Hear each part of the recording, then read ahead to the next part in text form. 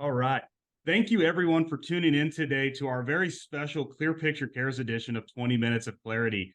I'm your host, as always, Andy Merchant, and I am so delighted to have these two amazing guests joining us today.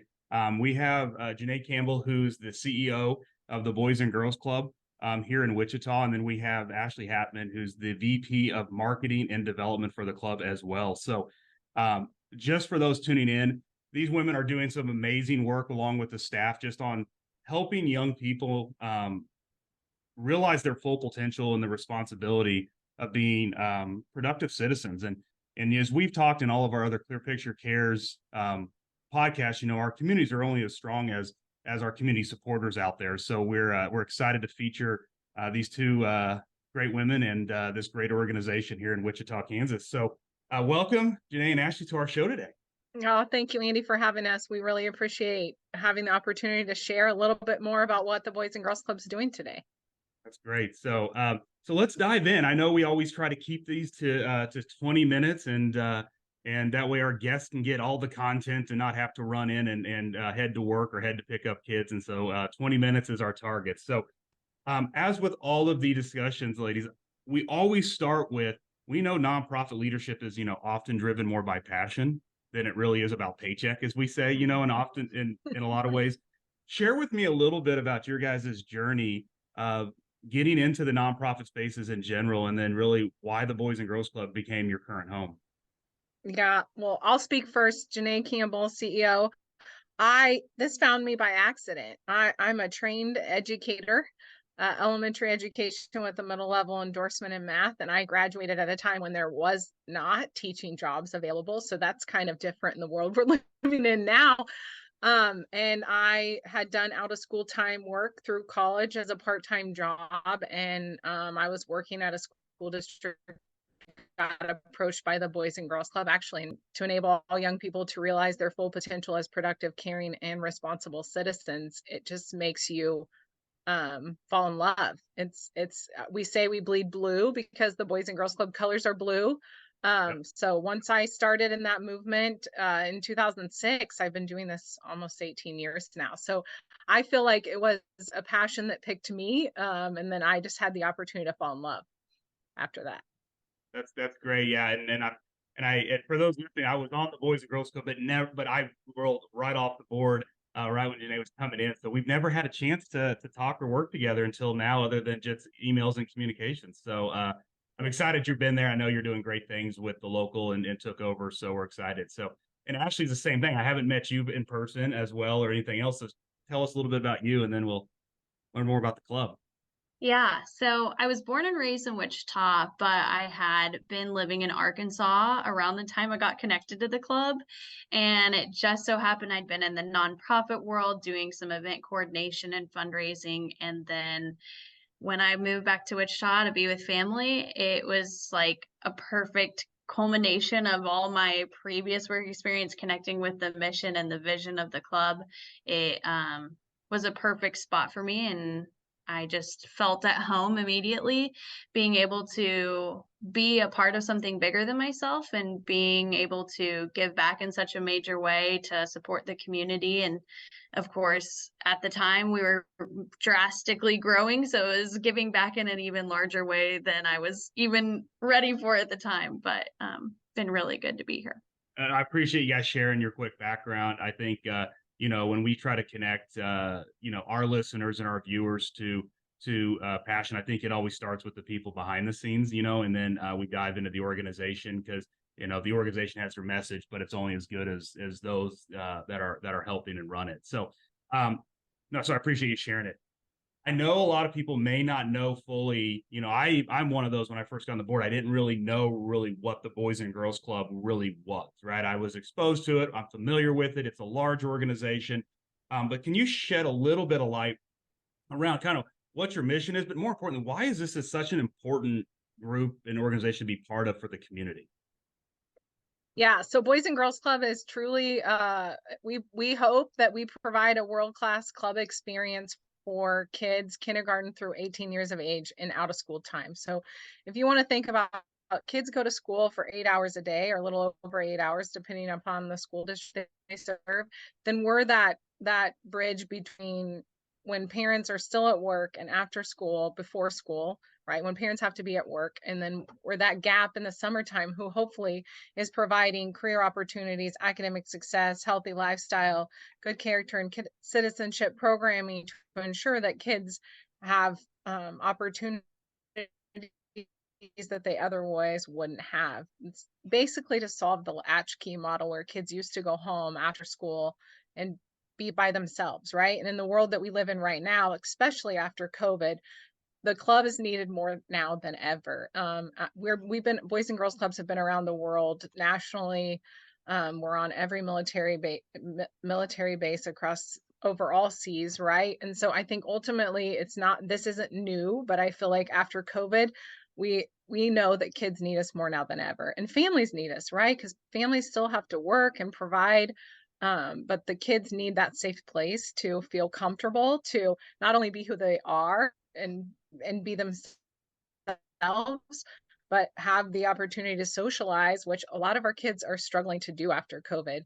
And then also there's some academic remediation that we're trying to also assist with, just given the fact that, kids went to school virtually online for almost 2 years. So the club provides more than just a space. We're running key programs. We use interest levels of the kids at all ages that we're providing. We also provide that adult support. So unlike our friends at Big Brothers Big Sisters, we have more of a group mentorship model where we have kids who develop relationships with adult staff, and that is long lasting relationships that go on forever, hopefully. No, it's exciting. In our days, I know the year program is a really strong program, and we've seen some really great kids just really be part of the club as a young age. Because as we talk, work hours are not built around kids' hours, right? And so even I've got two young boys, and leaving them at home by themselves, I don't know how well they would be on a regular basis if there was transition or just less structured, because we're busy, right? All parts of communities are. And I know you're in schools and providing some resources there for people just to have that really crucial after school to parent time, and hopefully continue to develop some really awesome future youth of the year kids in this area. So no, it's exciting. Ashley, anything on your end to add? Yeah, I think there's a stereotype sometimes that Boys and Girls Club is just like a sporting avenue, and we just do like sports all the time, but it's truly like very structured programs that bridge the gap of school time and home, and being able to be a communicator with teachers and parents and the club kids themselves, and being able to be that safe space that provides homework help and STEM activities, career preparation, everything in between, in addition to some fun gym time and activities like that. But being able to really help continue the educational aspect in a fun and unique way that doesn't feel like it's just a continuation of school.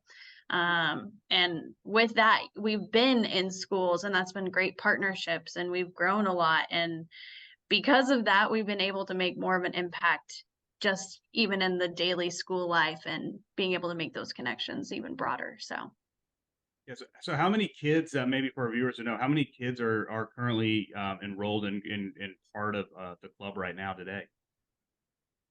Over 1,600 kids that we serve in 17 sites now. So we partnered with 4 different school districts. We have partnerships with Derby Public Schools, Mays Public Schools. Obviously, our partnerships at 259 here at the Wichita location. Holy Savior Catholic Academy is a partner, and then we also have expanded in the Emporia School District area. So over 17 locations now, Andy, that we're serving kids either before school or after school in the summertime.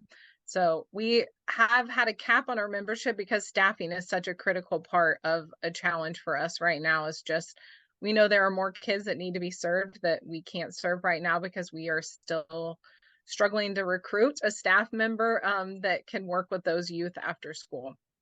Gotcha. Well, you just took my segue comment right out of my mouth and just threw it out there, because, we've learned about you. We've learned about what the club's there and the importance of the community. But, the point of our podcast here is to spend this 20 minutes to really create community awareness, provide a little education, which you guys just did, but really find a way to engage our listeners into making a difference and in impacting what's going on.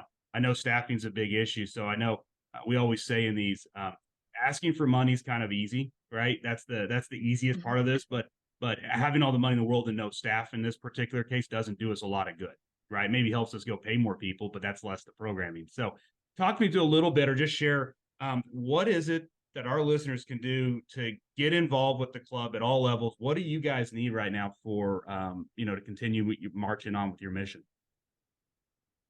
Well, one of the easiest ways that listeners could get involved is to just like us on our social media pages and share our content, because we post a lot about that we share jobs we're looking to recruit for. We share all the great things we're doing. So I think sometimes just getting the word out and sharing with others is a big piece, and that's a free way to educate and engage more people, especially those that are listening today.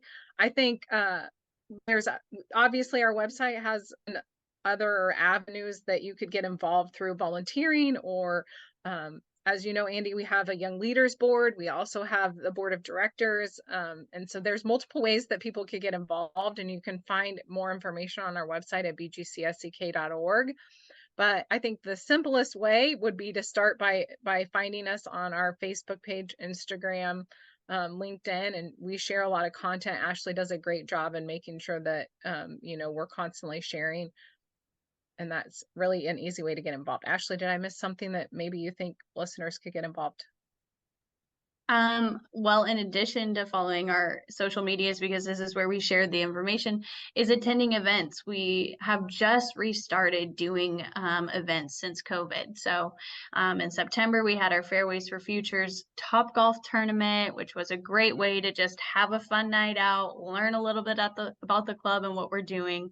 And then upcoming in January, we will have our annual Youth of the Year event, which we restarted in person last year. And so this year it's going to be a really fun event at the Marriott on January 31st. There will be more information on our Facebook to get tickets and such, but a great way to learn about the club is hearing club members speak about it, speak about their personal experiences, speak about their journeys throughout however long they've been at the club. It's a great way to get involved and not listen to us talk about it, but actual kids that are benefiting from these programs. So No, I love that you said that. Back in my board days, the golf tournament was something we had. And golf tournaments, we all know, are the most difficult way to raise money. It's a long day. It's a lot of staff stress. And we had a wonderful partner who kind of has a big name in the community that always support us a little bit. But I remember one of the last ones that we kind of helped run, we brought out some of the kids instead of the youth of the year to speak on holes. And it was so fun watching the golfers being able to engage. So I'm excited. I wasn't able to make the Top Golf one this year, but I'm excited for it in the future. And we'll also help when we post this. We'll put some links out there so people can get some awareness. But anything else, any other ways to engage that, any specific needs other than just following support and maybe some interested people that might want to have a caring heart to help some kids?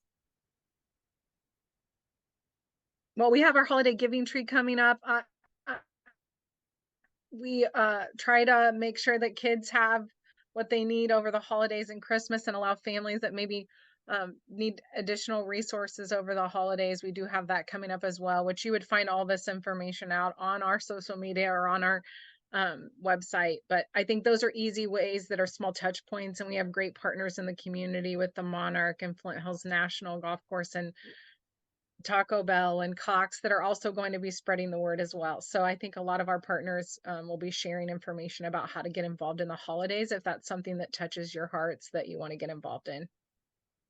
Now, are you guys open? I'm going to ask this one question. I'm going to ad lib it a little bit. Are you guys opening still? I know when I was there, we were doing tours of the club facility. Have we restarted those with things? Are you still offering that as a way for people that might want to experience it more firsthand? Yeah, we would love to host anyone for a tour. Good point, Andy. We think, and Ashley and I would be the great people that would give you those tours across all of our locations. So we could make it happen for any location that is interest of anyone in the listening area, because we could not only we could show our opportunity drive location, but we'd be willing to take you to a school-based site so you can see how different it is, and Yeah. still how the club feels the same no matter what facility you're in. So when we're using a cafeteria in a school, it feels the same as it does on at our beautiful facility on Opportunity Drive. Great. Well, so here's my favorite question. It's our final question, and we'll let everybody kind of run. But anytime I get the opportunity to speak with leaders like you guys, I always ask the question, and I read it because I want to make sure I get it right. But if you could impart one key message to our audience that's listening today about the significance of giving back to the community, what would that one point be? I thought this is hard to answer because it's hard to say one thing. And I believe that when we do this work, it's really easy for us to say, how come, why we do it, because we are passionate people. But I just believe that it makes the world go round, right? Because if kindness matters, and so getting involved in a nonprofit is a good way to express kindness to others, and it makes the world a better place, right? If we share with all of humans and mankind, right? So I think that kids are easy for people to engage and get involved, and so that makes it easy to attach the Boys and Girls Club, because everybody knows that that's our future leaders, right? So if we don't invest time and energy in the youth, then we're going to all understand the prices that may cost for all of us in the future. But I think it's easy. I don't know if Ashley has a better response, but it's hard for me because I'm a very passionate person about the Boys and Girls Club, and I believe wholeheartedly that anyone should give back to their community because it's what I've made my life's work. So I think with the holidays approaching, my mind's on gifting, and I think just giving back to something greater is the best gift you can give yourself. Being able to give back to the community, empower it, and change it, and like we're doing, creating great futures for this next generation. Like being able to give back to something bigger than yourself is just truly the best way to get that gratitude and satisfaction of being a part of something bigger than yourself. Great answers. I love hearing it. I'm excited as we compile all these responses from great community leaders. I think we're going to have kind of a good storyboard or message board for those that are out there, because it's such an important thing. So, well, hey, ladies, thank you so much for taking time out of your day to share the story, share your passion, and again, for the work you're doing.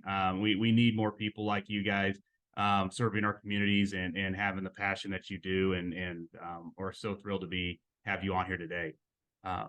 So as I conclude, as you guys all heard here today, those that are listening, I can't stress enough the importance around active community involvement. We love to feature our great community partners because we want you to get involved with them. So I'm hoping you're not going to sit there today, listen to this, hear a great story, and not do anything. Step number one is reach out. I'm going to have on our podcast and anything we share, we'll have Ashley and Janae's contact. We'll have some of their links that are going to allow you to follow them on social media. That's an easy first action. So I hope if all the viewers, we get a whole bunch of spikes on their social media page following. So I urge you to engage. I urge you to really get committed in this holiday season and next year to make an impact on your community. So until next time, thank you guys for joining. And ladies, thank you for taking your time today. thanks, Andy, Thanks for so having much. us. All right, we'll see you guys next time.